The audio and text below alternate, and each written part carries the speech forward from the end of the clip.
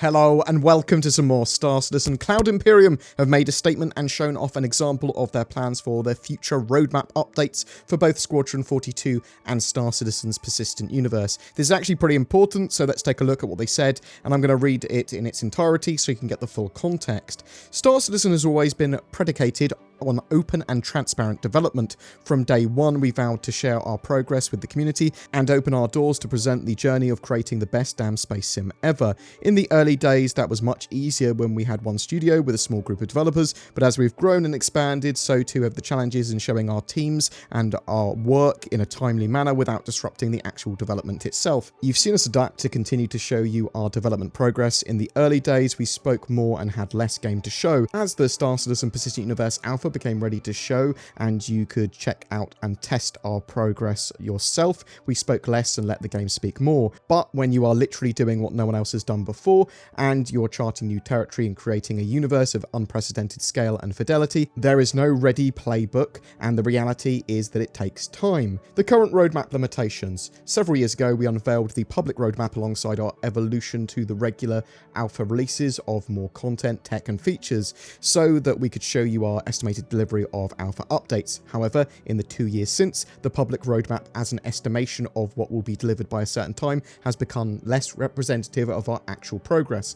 We have over 450 developers working tirelessly every day on Star Citizen and Squadron 42, and we are only showing a fraction of that because this current roadmap is predicated on an estimate of delivery. Currently, features and content that we do not have a definitive release date for, even when they are being actively worked on, do not get displayed on the public roadmap. Now, I do want to jump in and say something quick there before we continue with the rest of what Cloud Imperium said. Now, to me, that's demonstrably untrue. They don't have stuff with definitive release dates displayed on the public roadmap because stuff gets moved off all the time. Stuff gets delayed, with salvage and things like that. Now, admittedly, they might be working on it, they might be working towards it, and they might reprioritize it, and it might be their target or their plans to get that particular thing done before they move it off. Yes, that's fine, but I think it was a little disingenuous with that last couple of lines that they said. But anyway, let's move back onto this. They might have just misspoke.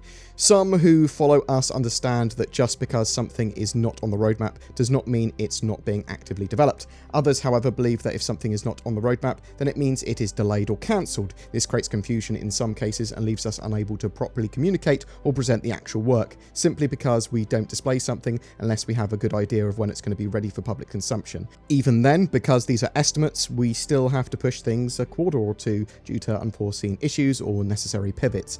It's been unsatisfactory for us to be unable to show you more of our development progress because of that quirk of our roadmap.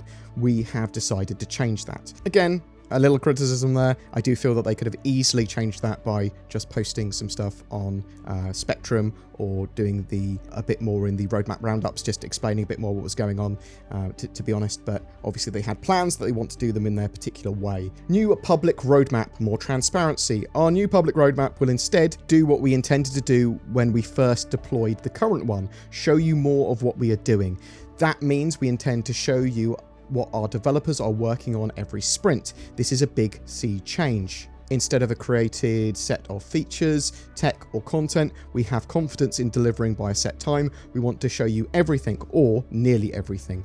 There will obviously be things we want to keep behind closed doors, such as big spoilers like the redacted and the redacted for Squadron 42. Plus there will be some teams that are in R&D for things that are way too early to talk about, and we feel revealing that would just create unhelpful noise and speculation. But our intention is to show you what every team at CIG is working on if we can. One key point we want to emphasize with this new public roadmap is that this is a progress tracker. We are showing you what our teams are working on right now and what sprints look like in the weeks, months and quarters ahead. It is not a promise. With agile development, all of that is subject to change. Sometimes as things develop and we iterate and see the results of a sprint, we need to go back to a rework code or design, or we find new challenges or opportunities that we didn't see at the offset of the project. and we need to pivot. We say it in the current roadmap, but we need to reiterate it again. For the new public roadmap, the progress tracker will be fluid. It is not a promise of what we will work on. It is our best estimate at the time we make it, based on information we have at hand. It also indicates our strategic intentions and priorities, which themselves are also subject to change. One of our overarching goals of this public roadmap overhaul is to show you what all our teams are working on, so you can see the scale and breadth of the work on our plates. You will see our priorities as obviously what is most important, urgent or needed will be our immediate sprints, while after that will be what is next most important, urgent or needed, and so on and so forth down the quarter or quarters. We know we have a passionate and emotionally invested backers who are riding right alongside us on this exciting journey, and so we know that some of you will agree with our priority calls and some of you won't. We know that and expect that. Internally, we have the same debates about what we want or need to tackle next. It's an easy call to tell our ship team to work on the Prowler and our actor feature team to work on actor status, 2 larger projects that both delivered in Alpha 3.9. Those resources largely don't compete, but the call is a little or a lot harder when it comes to professions or careers. Do we leave mining where it is and move on to tier 0 implementation of another path, or flesh out the mining loop so it's more robust? Mining fans will rejoice if we choose the latter, while they'll be disappointed if we don't. Once we expose to you all of what we're working on, you'll see just how much there is to develop and what our priorities are. A work in progress look at the new public roadmap then. We are very excited about what this unlocks for the community in terms of open development, but we think a picture is worth 1,000 words. So here they show a very early sort of stage, what they plan for showing off for the roadmap, and they say you'll find that in this image they are pulling back the curtain further than ever before inviting you in to explore what our teams around the globe are working on down to a sprint level. We understand the risks associated with this level of transparency, as it's all a process that is very rarely seen by the general public. Despite that, we're excited to give you additive functionality to review our internal sprint schedules, identify if a feature is for Star Citizen, Squadron 42 or both, discover what happens to content that moves around, what feature took its place, and much more. Get ready to see how the sausage is made. In addition to the roadmap we've been using for some time now, we started accompanying the weekly publish with a blog post dubbed Roadmap Roundup. While Roadmap Roundup serves a great purpose in offering additional insight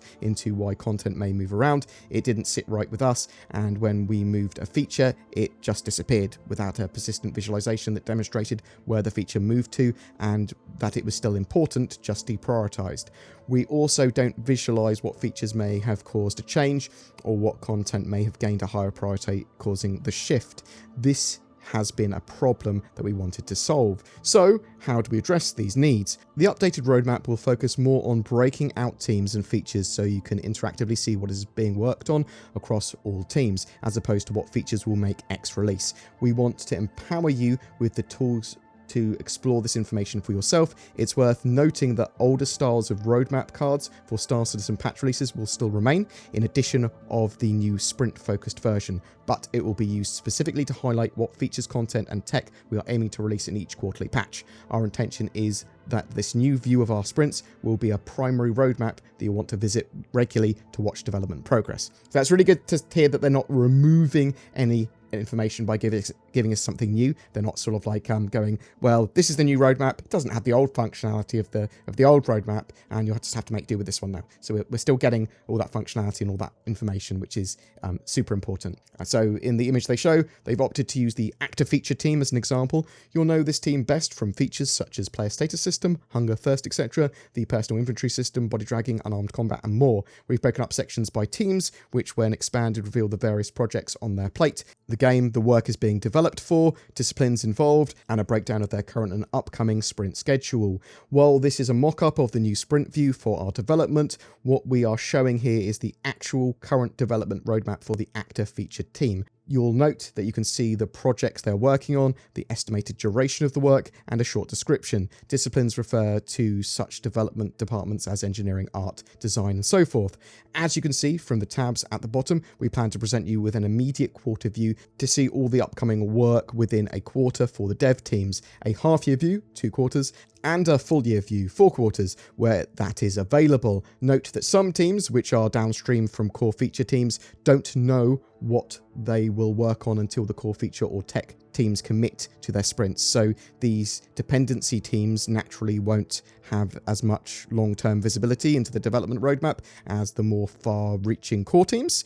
We, of course, want to get this out to you in a timely manner, so we're currently aiming for the first iteration of the roadmap to look similar to what you see in the image. However, it's worth noting that we're exploring additional functionality to go even deeper. We look forward to sharing more with you on that as soon as we get closer. While you can see the format is going to change, we hope for the better, our goal remains the same. Build the best damn games ever alongside the best damn community ever. No compromise, we're committed to that. It's not even the best damn space sim anymore, it's the best damn games ever.